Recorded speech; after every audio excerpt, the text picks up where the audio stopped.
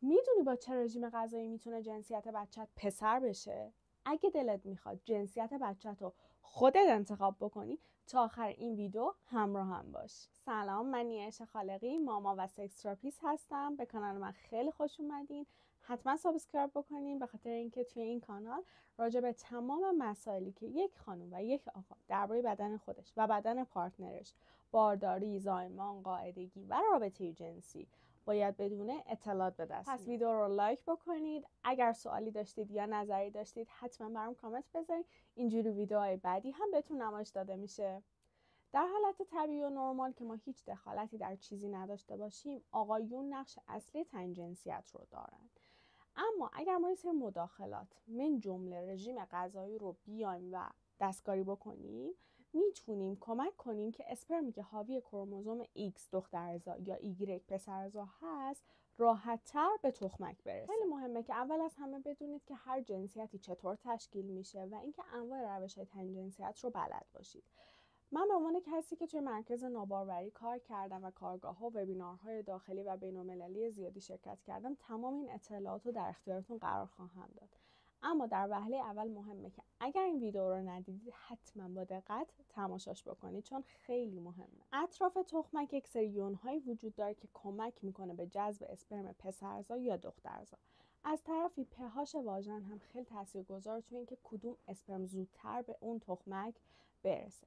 هر جفت این عوامل تحت تاثیر عواملی مثل استرس، تغذیه، زمان مقاربت، پوزیشن جنسی شما در زمان مقاربت، تایم نزدیکیتون، مصرف دخانیات، الکل، سلامت جسمی و روحی قرار داره. اسپرم ایگرگ دار یا اسپرم پسرزا تعدادشون زیاده، خیلی خیلی کوچولو هن، مرگشون سریع اتفاق میفته و عاشق محیط قلیایی هستن. یعنی پهاشی برخلاف پهاش طبیعی واژن که ما با تغذیه میتونیم این پهاش رو تا حدی مطابق میل خودمون تغییر بدیم. کیا نمیتونن از رژیم غذایی پسرزایی استفاده بکنن؟ یه اخطار بهتون بدم: اگر که درگیر فشار خون بالا، بیماری‌های قلبی عروقی یا نارسایی کلیه هستید، لطفاً ادامه ویدیو رو نبینید، چون انجام تمام این نکات برای شما ممنوعه. خیلی دارم تاکید میکنم و خدای نکرده ممکنه که براتون آسیب‌زا باشه. حتما هر کدومتون اگر تصمیم گرفتید که تن جنسیت پسر داشته باشید و با نکات ویدیوهای من پیش برید، لطفاً اول از همه اگر دوست داشتید توسط دیگری ویزیت بشید، یک شرحال کامل ازتون گرفته بشه، چون مهمه که بررسی بشید ببینید که اولا کاندید آیا این وضعیت هستید و دوما اینکه هیچ آسیب یا خطر براتون نداشته باشه. برای مثال خیلی از خانم ها هستن که پریودهاشون خیلی دیر به دیره یا به عبارتی اولیگومنوره دارن.